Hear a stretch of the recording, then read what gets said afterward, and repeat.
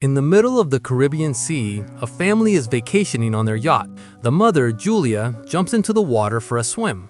While relaxing, she feels something strange, but since nothing is visible nearby, she thinks it might be her imagination. A few seconds later, that same strange sensation happens again. Still, nothing is seen. But now she gets panicked and starts swimming toward the yacht. Suddenly, someone starts pulling her leg and she begins screaming loudly for help. Her daughter, Cassie, is listening to music with headphones on, so she doesn't hear anything. Her husband, Tom, and son, Ben, are busy fishing. Julia tries to stay afloat, but water entering her mouth makes screaming difficult. After a while, Tom realizes he hasn't seen Julia for a long time. He searches the yacht for her and then spots his wife in danger. He calls the kids, steers the yacht in that direction, and jumps into the water. He quickly reaches Julia, supports her, and swims toward the yacht. The children pull them both up. The family comforts Julia, but she convinces herself that it must have happened because of the waves. That night, everyone celebrates Ben's birthday together. Cassie gets a call from her boyfriend, so she takes her laptop outside. On the video call, her boyfriend shows that massive black clouds have covered the city. The call glitches and freezes. Cassie goes to tell the family, but Tom says the signal is probably weak because they are far from land. Then, everyone hears a sound. They go outside and see a pod of whales passing by. Tom explains that whales always follow the Earth's magnetic field, but when a storm comes, they get confused. Suddenly, the yacht shakes violently and Ben falls down. Tom worries that the yacht might be damaged, so he dives down to check. He returns to the surface after a while, but he has a large wound on his shoulder. Julia immediately stitches his wound. Tom explains that underwater, he felt like a huge creature was behind him, but when he turned to look, he got cut by the propeller. He says whatever the thing was, it was massive. Tom sees significant damage to the yacht, so they have to call for help.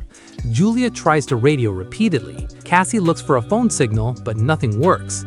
Then, Cassie sees a strange creature and screams, but it is just Ben wearing a mask and playing a prank. After some time, the yacht shuts down completely and gets stranded in the middle of the ocean. Julia hears a voice on the radio, but the static is so bad that she can't understand anything.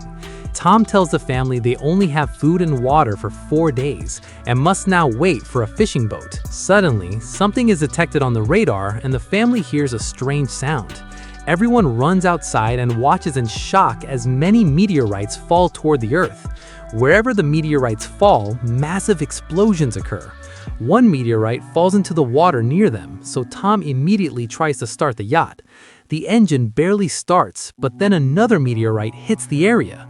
The family hold each other tight in fear. Then, Tom realizes that the falling balls of fire are not meteorites, but satellites. At that moment, Ben sees smoke coming from the yacht. Tom checks and confirms the engine is broken. The wind begins to pick up, so the family hides inside the yacht without noticing that the compass is spinning rapidly.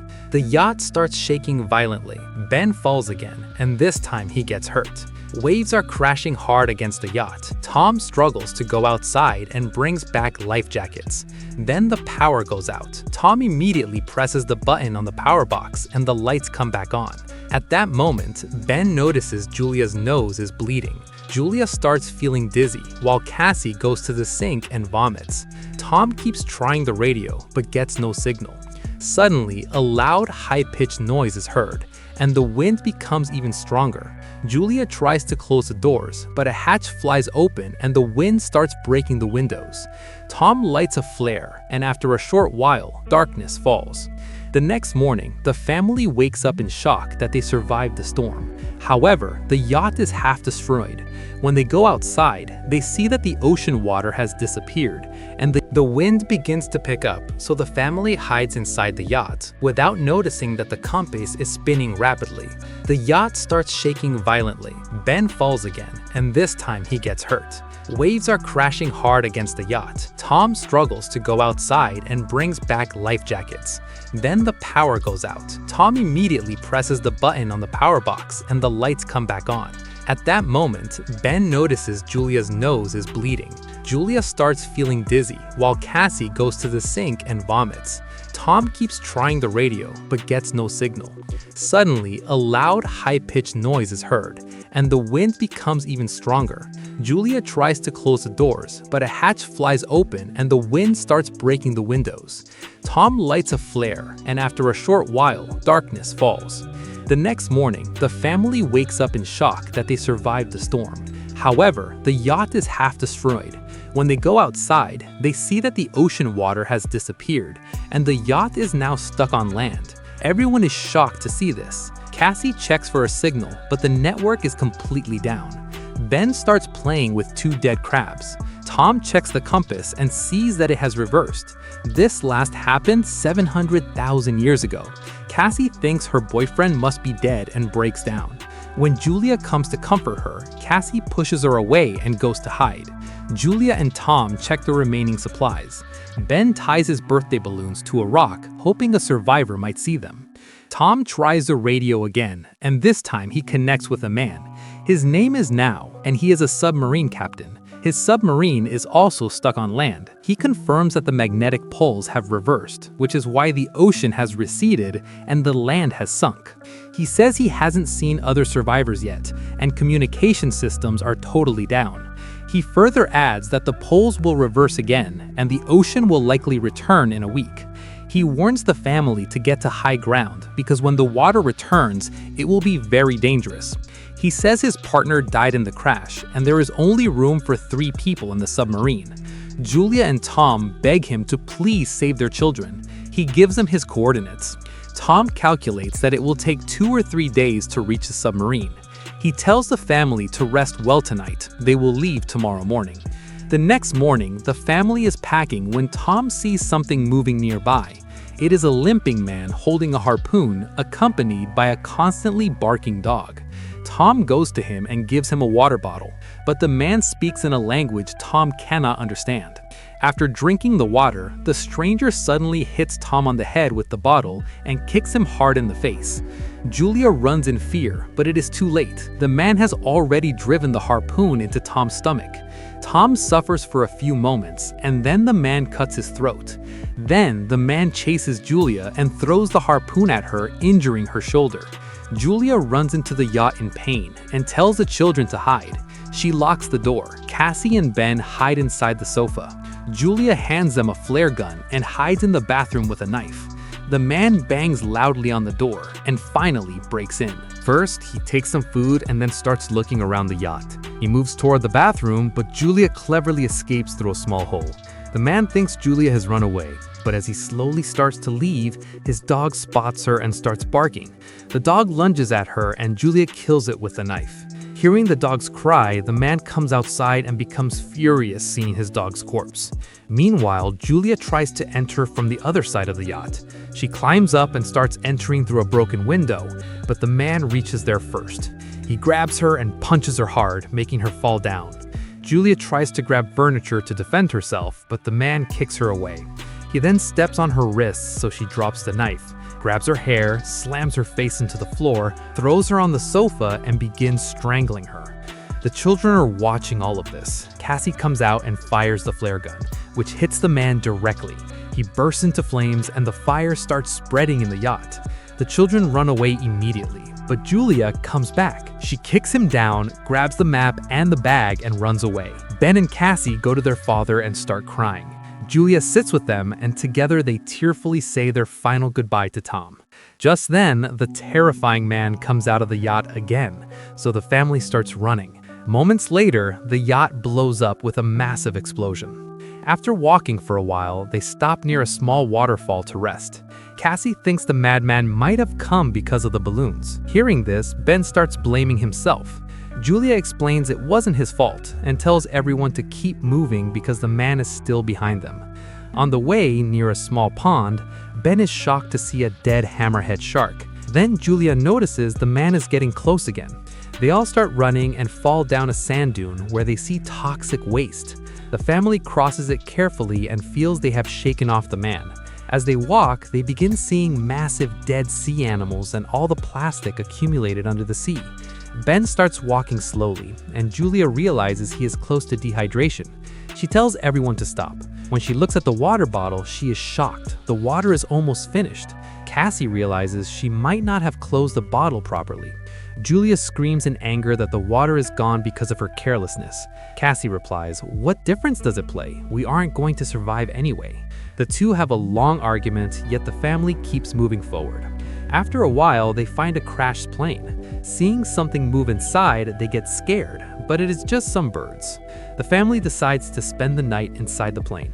They share a small snack, and Julia finds a family photo in Tom's jacket, which breaks her heart. Cassie asks, "Mom, what was yours and Dad's love story?" Julia smiles and tells her that Tom was her patient in the hospital. Then one day, he expressed his love with flowers and a lovely poem. In the middle of the night, Cassie goes out of the plane. Suddenly, the scary man tries to grab her from behind, but Julia suddenly attacks him from behind and kills him by stabbing him repeatedly with the knife. Cassie hugs her mother and calms her down. The next morning, maggots are swarming over the man's corpse. The family notices many bite marks on his body, meaning some dangerous creature is hiding in this area. As they leave, crabs crawl out of his mouth. A few hours later, Julia and Cassie are looking at the map, but Ben quietly wanders ahead. Julia screams, "Stop!" but Ben leans into a pond to drink water. Julia immediately pulls him out and explains that unknown water can make him sick. The sun becomes very intense, so the family covers their heads with clothes. Ben starts feeling dizzy.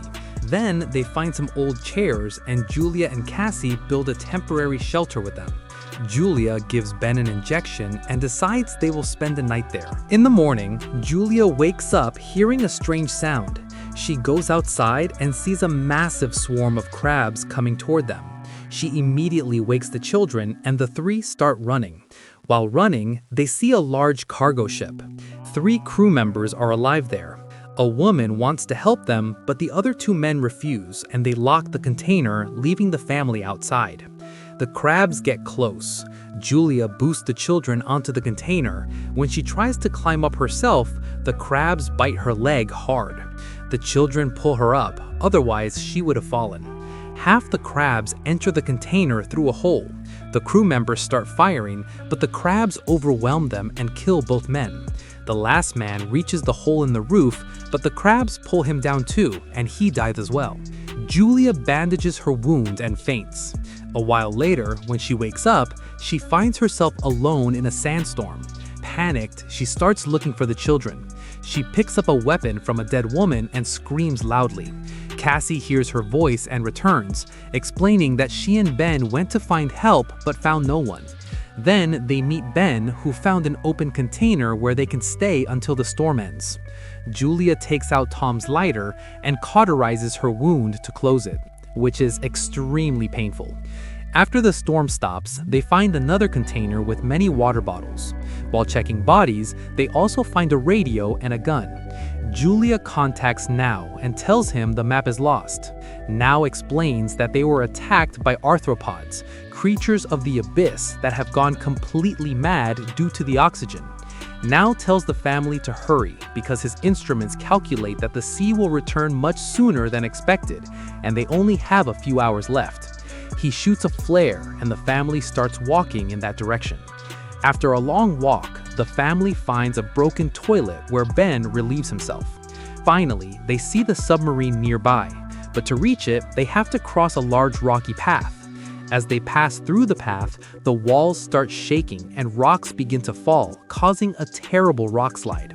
Julia immediately pushes her children to the side and steps back herself to avoid being crushed. Now a wall of rock stands between them.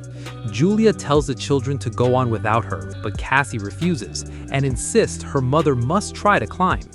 After much arguing and screaming, Julia promises she will find her children later. Forced, Cassie drags her brother and moves forward. The children climb the rocky path and run toward the submarine.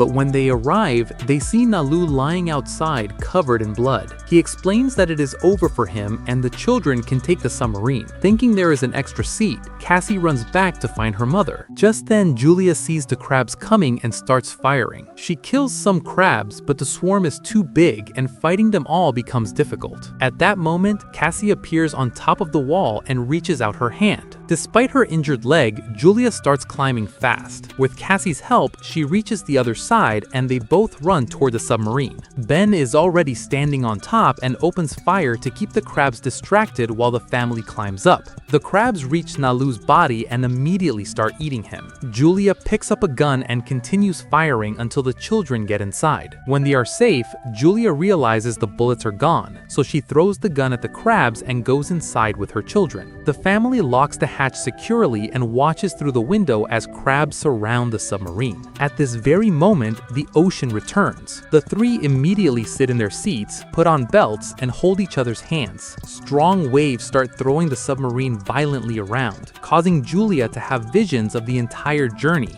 and Cassie vomits. Soon, that high-pitched noise returns and the family faints. After some time, Julia and the children wake up and are happy to find themselves alive. They unlock the hatch and go out to see that the waves have deposited the submarine in a destroyed city. This means there is hope to stay alive and start a new life. And here the film ends. Don't forget to subscribe to the channel and press the bell icon so you keep getting interesting videos like this. Thanks for watching.